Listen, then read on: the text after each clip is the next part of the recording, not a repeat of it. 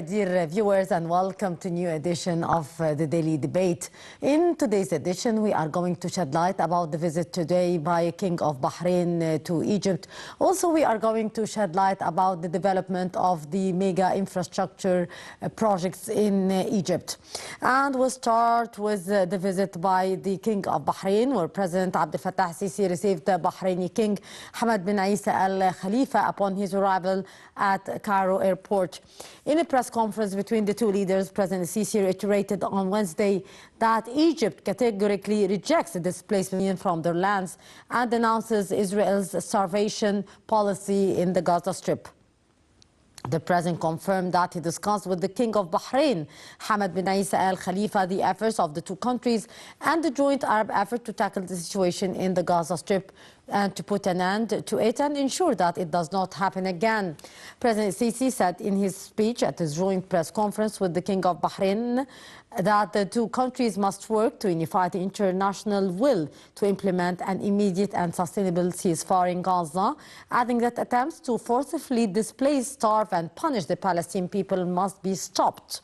In his speech, President Sisi noted that there must also be serious engagement in the process of reaching a just and sustainable political solution to the Palestinian issue on the basis of the two-state solution. In this regard, Hamad bin Isa Al Khalifa, King of Bahrain, said that Egypt is a cradle of hope and security and the home of stability, stressing that several issues were discussed with President Sisi of priority and importance to enhance joint Arab cooperation. Bin Isa added that during his in the press conference was that the ceasefire decision in Gaza must be implemented and that humanitarian aid must be delivered, in addition to the need for a political path towards a just and lasting peace in the region. For his part, President Sisi said he discussed with Bahraini King the worrying regional developments within the framework of agreement on the necessity of preserving the stability of the region and its people against various threats within the framework of the priority of the common Arab security.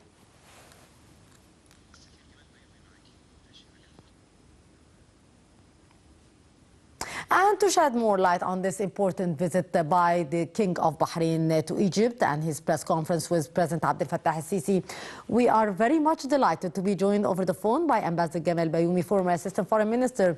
Good afternoon to you, Mr. Ambassador. Good evening. Good evening, sir.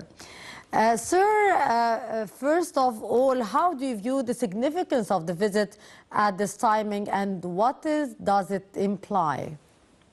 Very important. It comes within the many contacts and consultations between our president and his brothers in the Arab world and the international community. And Bahrain itself, it has specific meaning to us. It is relatively a young country because when we established the Arab League in 1946, Bahrain and other Gulf countries not independent, they were occupied by the British, and we helped them to get rid of the British occupation. Then Bahrain became very close friends, and they are doing quite in their economy.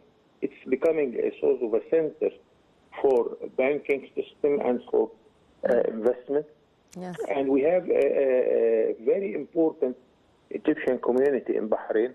We are proud of them because I know personally that they have all the support of His Royal Highness King of Bahrain. Yes. Personally, I have two experiences. I went to Bahrain several times, but two experiences just to show you the specificity of our relations. Yes. The first time it was when Bahrain was on the way to host the Arab Summit in 2003. So the king asked the Secretary General of Arab League, Amr Moussa, Yes. to send him experts from Egypt to help Bahrain to prepare the economic file for the summit. And we went there, Dr. Ahmed Galal, the of finance, Dr. Hiba Handousa, the economic teacher, and myself. Indeed. And we were received at the level of royal treatment there. and we did just a good job. My second experience, which I want to mention, it was that the Bahrain Foreign Ministry invited me to go there to help evaluating the process of the diplomats there and how to graduate them, how to make them in a better situation. Yes. And I found proudly that I have two colleagues, Egyptian ambassadors, are in a sort of counselors to help the Bahrain Foreign Ministry to do its job. Spent some time there in order to help the Foreign Ministry to do the job. Now we are receiving the king. Yes. We know that he is a dear friend to Egypt. His relations with Egypt is excellent. And the sad part of the story that we are not in good health at the Arab world. Yes. We have problems everywhere around us. Syria is occupied by Turkey in the north, by British, French, American, Israeli forces. Libya is not much better. It is divided among its own people. Unfortunately. Sudan is a disastrous situation. Yemen is threatening the security of navigation in the Red Sea. Somalia or Djibouti are not in good health. Yes. So we depend on the countries which still stand on good position, like Egypt, of course, is the largest Arab country, and the 6 Gulf states. The Jordanian government is doing quite well. Algeria and Morocco also are helping in this domain. So those who are still in a good position in the Arab world, and I think His Royal Highness the King mentioned Egypt especially, that we can depend on Egypt. And on the other side, our president declared that we are ready anytime we are asked to give help. Yes, the cooperation between our two armies is quite well known. The cooperation between all the sectors, as we have seen, many protocols and agreements were signed in front of the two leaders. So, name it, this is a very good day for our relation with the Arab world, and for the Palestinian question, which is really a very sad story. And we want to do whatever it takes to help our brothers in Palestine. Yes, indeed.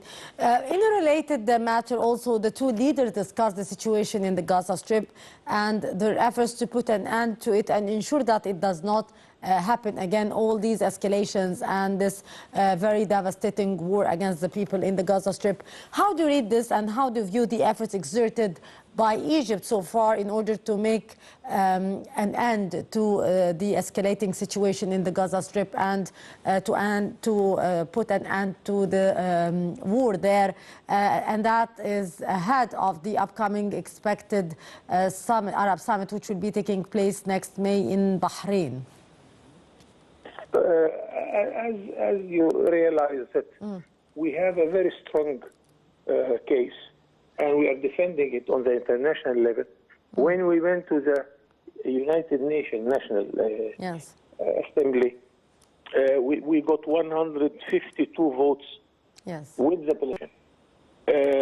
Unfortunately, in the Security Council, the American veto is waiting for us whenever we need a serious decision.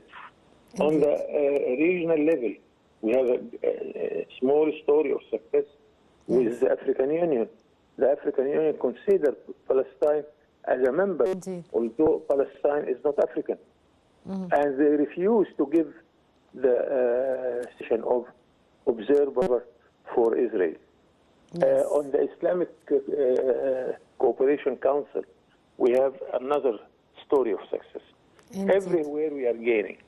Also on the bilateral level, I cannot count how many times our president every day, on daily basis, is talking to his counterpart, whether receiving them, whether visiting the other countries, or making serious phone calls in order to help the Palestine. Indeed. Unfortunately, there are some people and some countries who benefit from this disastrous situation.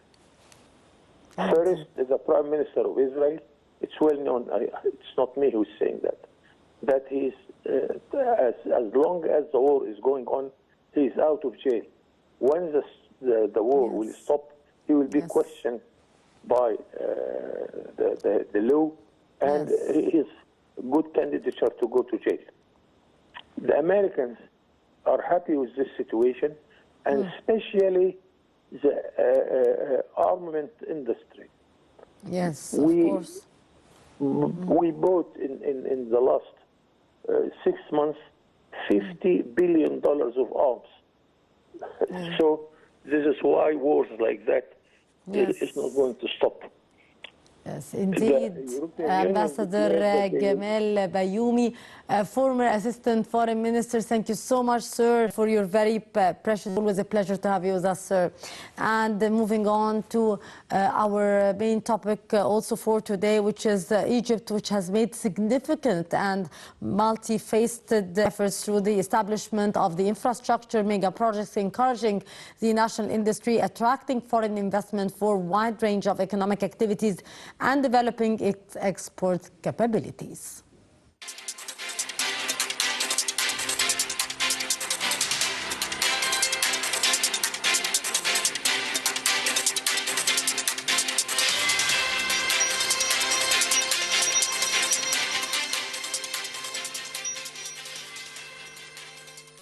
Egypt has made significant and multifaceted efforts through establishing infrastructure mega projects, encouraging national industry, attracting foreign investment for a wide range of economic activities, and developing its export capabilities. In this respect, the country has embarked on an ambitious journey of transformation through a series of infrastructure developmental mega projects that have not only redefined its landscape, but also significantly enhanced the quality of life for its citizens. These transformative initiatives span diverse sectors ranging from urban development and transportation to energy and more, each contributing to the overarching goal of fostering sustainable growth and prosperity across the state. Egypt's political leadership has spared no effort to improve the country's standing, as the image of a nation can dramatically influence its economic vitality, allows it take part in the world competition for trade and foreign investment. In this regard, the state hasn't stopped launching several national infrastructure mega projects throughout the last. Egypt has carried out an urban revolution by establishing to congestion and serve as catalysts for economic development, reflecting a commitment to dynamic urban cities that can accommodate the evolving needs of the Egyptians. Also, energy sustainability takes center stage with solar parks and various renewable energy plants across the country to gain and renewable energy, contributing to the country's position as a key player in the global shift towards sustainable energy sources.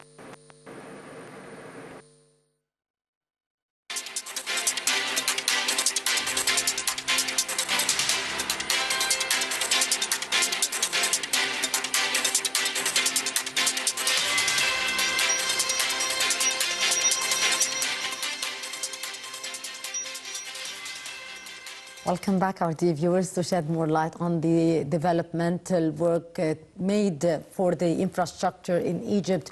We are